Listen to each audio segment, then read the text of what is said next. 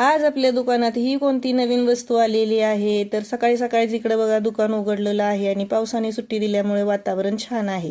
तर या आजीने घेतले गोडे पाणी घरकुल मसाला, यांचे 62 झाले पण यांनी 52च दिले. म्हणजे काय, भवानी पण झाली आणि उदारी पण झाली, ती उदारी वहीत मांडली.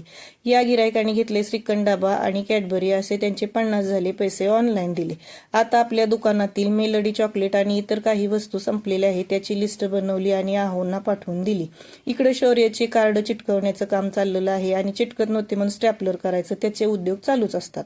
ह्या दुकानाचा माल आलेला आहे आणि आहे राजेगरा लाडू आणि बिग अगरबत्ती. तर हे आहे आपल्या दुकानात पहिल्यांदाच आलेले टायगरचे कोकोनट बिस्किट. आणि आता हे बघा हल्दीरामची मूग डाळ, पनीर मसाला, असे हे छोटे छोटे साहित्य, मेलडी चॉकलेट ज्या त्या जागेवर लावून ठेवावं लागतं. मारीचे बिस्किट पुढे संपलेले होते ते पण आणलेले आहेत.